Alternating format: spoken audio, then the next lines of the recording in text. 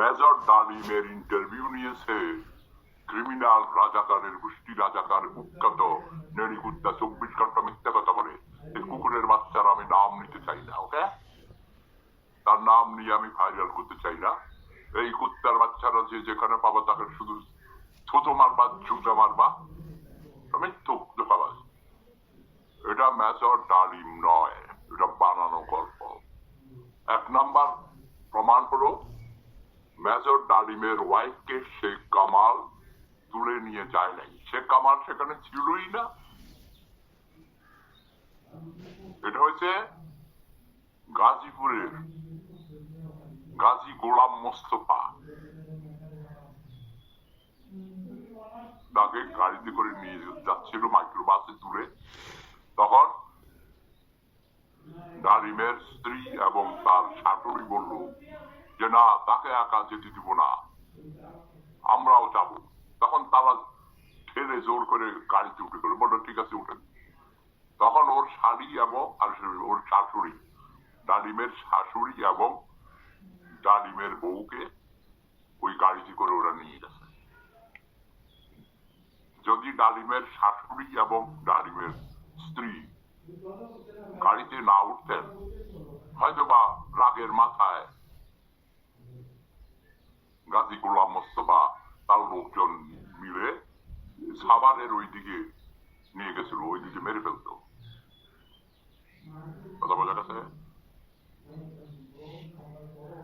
এটা সম্পূর্ণ বানোয়াট, মিথ্যা।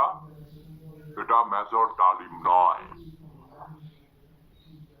আমি সুস্থ স্বাভাবিক মাথায় বলছি, অ্যালকোহল না। অনেকে বলে আমি নাকি মদ খাই। আরে বেকুবরা, 6 মাস আগে আমার 6 বছর আগে ক্যান্সারের অপারেশন হয়েছে। ক্যান্সারের রোগী কি মদ খায়? এই বছর মানে গত বছর জুন মাসে আমার হার্টে অপারেশন হয়েছে। এর আগে আমার প্রস্টেটে অপারেশন হয়েছে। অগণিত অপারেশনের পর আমি এখনো বেঁচে আছি। আমি কি পাগল আমি মদ খাবো? এটা মদ না ভাই, এসে তাও কালকে এনেছি মনসাই রোজে একটু ইয়ে খাই। কালকে না তো পরশু চোখের সামনে পড়লো, দোকানে কেনাকাটা করতে গেলাম, ভাবলাম যে একটু অ্যালকোহল ফ্রি বিয়ার, পানির পরিবর্তে এটা খাই।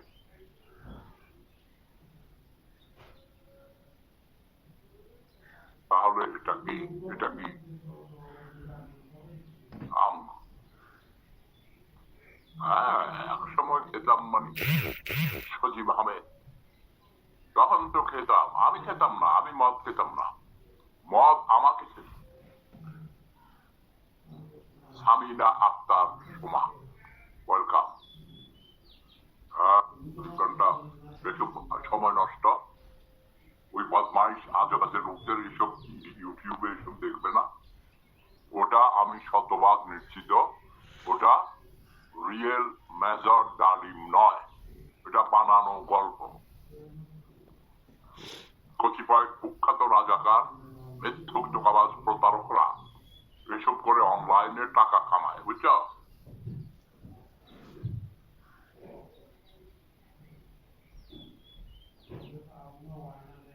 আরে আমার কয়েক দিকে কান ব্যথা, কালকে ডাক্তারের কাছে কানে ব্যথা। আগে এই কানে ছিল, শীতের সময় আমার হয়, গলাটাও একটু ব্যথা।